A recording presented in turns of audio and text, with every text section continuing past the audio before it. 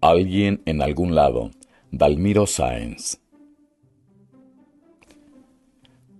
Por esa calle que corta Montes de Oca, al mil y pico y corre hacia Doksú, dejando a sus costados un tendal de casas encarnadas sobre veredas altas, y que después, al llegar al riachuelo, abre en ese empedrado desparejo, en donde de tanto en tanto crece algo de pasto como símbolo de la posrebeldía de una pampa vencida, aplastada, oculta y ya ni siquiera olvidada.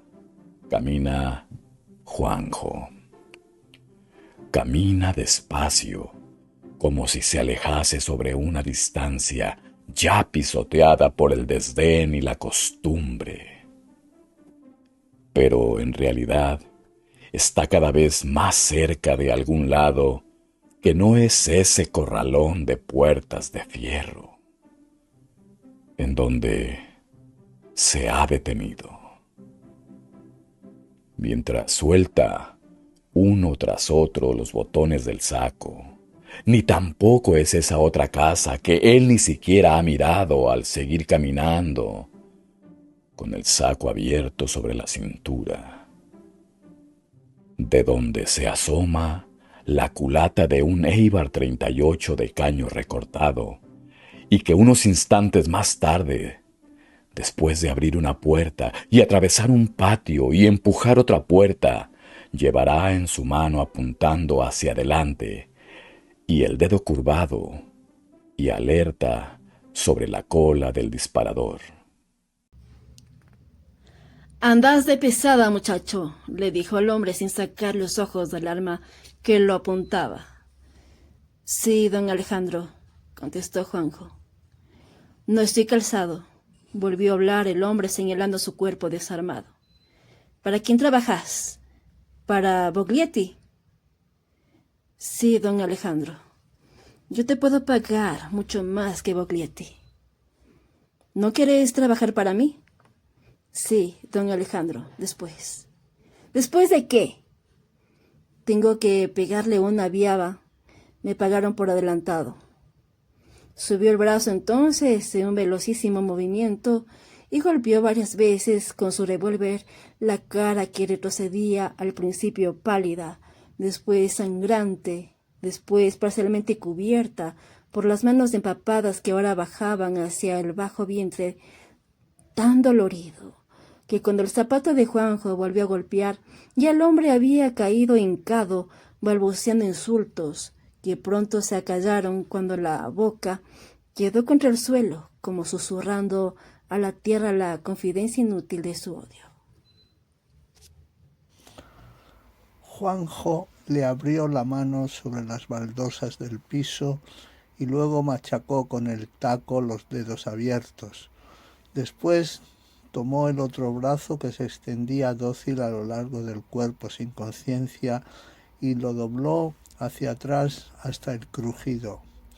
Parado hasta junto el Parado ahora junto al trabajo terminado, miró su propia violencia sobre las posiciones diversas del hombre que al día siguiente también miraría, pero ahora ordenado por las manos cuya hacendosa, indiferente y mecánica actividad desplegaba sobre la camilla y bajo las luces del hospital, habían tapado con yeso y con vendas no sólo ese desorden ya destruido, sino también la espera del retomo de la forma, mientras la voz del hombre, que desde ese momento ya era su patrón, hablaba con dificultad desde la almohada. Ya sabes, Juanjo, quiero que sea hoy mismo. Me lo buscas a Boglietti y le haces el doble de lo que me hiciste a mí. Sí, don Alejandro, dijo Juanjo. Había nacido Juanjo hacía más de 20 años, en algún lugar en donde el campo ya no era más campo y la ciudad todavía no era ciudad, en esa franja en donde el tiempo lento de las distancias lentas parecía titubear ante ese tiempo que avanzaba apresurado sobre el asfalto y el empedrado de las primeras calles, y que los hombres como él, recién venidos de otro tiempo, habían asimilado con las manos alertas, dependientes de esas criaturas algo quebradas por el caballo que nunca montaron y por el cuchillo que todavía llevaban como un derecho traído de hacía mucho, y por el revólver también llevado como un deber adquirido recién hacía poco. Crecí en ese rancho de chapas acanaladas, frente a los charcos de agua sucia alborotados durante el día por sus pedradas violentas, y que a la noche, algunas veces cuando la luna los convertía en superficies de acero, templado como los hombres también templados por esa misma noche, Juanjo demoraba su sueño ante sus sueños. Crecía como algo arisco, cobrizo y sin motivo, mientras merodeaba por los recodos de una vida enmarañada y áspera como él mismo. A los 15 años lo tajeó al colorado Remondegui, tras el 28 de un envido que hacía insuficiente, el 27 que no soltó de la mano hasta después. Ya en la calle, corriendo en la oscuridad, dejando atrás la sangre que goteaba del antebrazo y empapaba la mano que él había detenido en su trayecto a esa daga en el chaleco ahora tan inútil como ese 5 de copas y ese 3 también de copas volcados sobre la mesa, también volcada. No fue su primera sangre, pero sí su primera sangre castigada, y desde ese trueque de violencia aceptó para siempre el intercambio de un precio que él intuía estipulado de muy lejos. Más tarde empezó a alquilar su brazo y la órbita de su brazo, y su tiempo, y su presencia preventiva o vengadora, y el temor a su revólver y a su cuchillo. Ahora tenía un nuevo patrón, y los sí, don Alejandro, casi siempre eran precursores de algún dolor, que alguien en algún lado sufriría, mientras él, Juanjo para todos, cobraría los billetes equivalentes a ese derroche impersonal y eficiente de su fuerza contenida. Un día la conoció, como algo suave y distinto, demorado en sus ojos que habían demorado los otros ojos, marrones al principio y después también marrones, con algo despavorido y alerta, como las gamas que nunca había boleado ni siquiera visto, o como la tierra levantada de la tierra por sus pasos sin rumbo sobre la tierra. Casi no hablaron ese primer día, y lo poco que dijeron fueron frases gastadas, ya dichas, ya escuchadas, como parte de un idioma extranjero de tan propio. Soy medio bruto para los libros, dijo él, porque ella le había dicho, la patrona de mi hermana tiene una pared llena de libros. Después se callaron, y no pensaba ni en la patrona, ni en la hermana, ni en la pared tapada por los libros, como si las palabras no tuviesen otra función que la de sostener la endeble armazón de otros pensamientos, ajenos a los pensamientos, que habían provocado esas palabras, que brotaban ahora, independiente de ellos mismos, como un hambre antigua no saciada que los precedía. ¿Viste? Sí. Y se encontraban entonces, mirándose desconcertados, como si el escamoteo de todo lo no dicho fuese parte de esa eterna economía, de ese ahorro que la imagen impone a las palabras. Entonces se besaban, recién entonces. La primera mentira que él le dijo fue que trabajaba en el puerto, después que ella le dijera, pero para casarnos, ¿cómo vamos a hacer? Y él siguió mintiendo sin saber que no mentía, porque los hombres son más lo que quieren ser que lo que son. Mientras ellas, con su mano dentro de la de él, lo miraba desde el fondo de su confianza, mientras él, Juanjo, el hombre que era, miraba sin saberlo a ese hombre que pudo haber sido Juanjo. Juanjo, ¿qué? Esta noche vení a casa. ¿Para qué? Quiero que te conozcan. ¿Quién? Todos, papá, mamá. Me voy a casar, dijo Juanjo una hora más tarde, y don Alejandro lo escuchaba. ¿Con quién? Y ahora estaban los dos hablando como ese primer día, unidos ambos por una circunstancia ajena a ellos mismos. Y cuando Juanjo dijo, no voy a trabajar nunca más en esto, don Alejandro contestó, escúchame. Sí, don Alejandro. Hace 4 años que trabajas para mí, ¿no? Nunca te fallé, ¿no?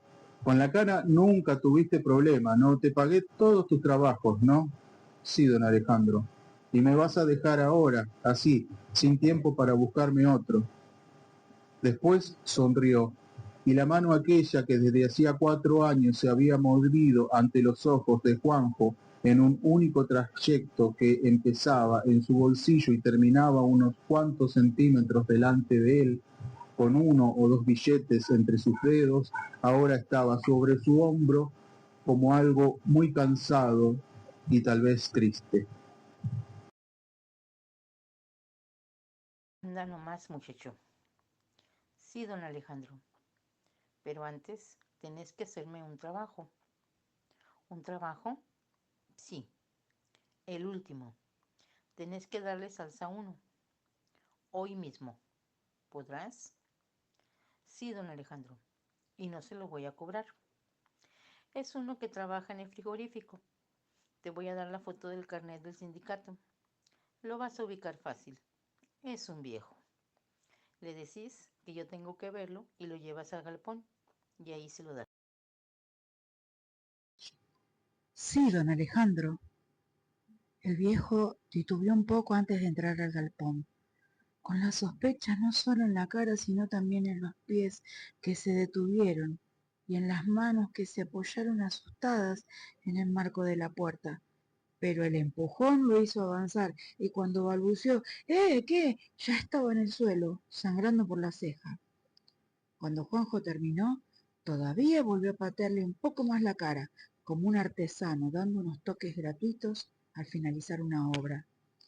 Después lo dio vuelta y pensó en don Alejandro y en la mano que todavía le parecía sentir sobre su hombro. Entonces volvió a patear la cara del viejo y miró agradecido al inconsciente testigo de ese sentimiento nuevo que lo invadía. Ahora caminaba, bordeando el riachuelo, esperando la noche, saboreando el sonido que sus mismos pasos producían sobre los muelles mientras su sombra se extendía a veces sobre el agua. Después se detuvo y dejó caer primero el revólver y después el cuchillo, y se quedó mirando los círculos que las sombras formaban sobre la superficie, como si fuesen muchas algas huyendo hacia la nada, y cuando las ondas fueron nuevamente superficie, Juanjo siguió caminando hacia sí mismo. Ella lo esperaba en la puerta y se abrazaron como apretando una felicidad usurpada de ellos mismos. 1 hora después, sentados ya solos en la sala, ella le dijo, «A mamá le gustaste, la conozco. ¿Y tu padre?» «No lo sé, ya tendría que estar, trabaja en el frigorífico». Cuando sonó el teléfono, ya la cara de él se había endurecido. Una sonrisa triste le tironeó en la cara como una cicatriz que desde ese momento llevaría como profanando un dolor de haber nacido. ¿Qué? Sí, en el hospital. Sí, voy para allá. Cuando ella cortó, ya el cuarto estaba vacío. Por la calle, Juanjo seguía caminando hacia un destino. Se detuvo un momento y al respirar hondo la noche, entró en su cuerpo para siempre. Después siguió caminando, alejándose de lo que no había sido y de las palabras que nunca llegó a oír. Sí, mamá, recién hablaron, está en el hospital. Creen que puede ser apendicitis.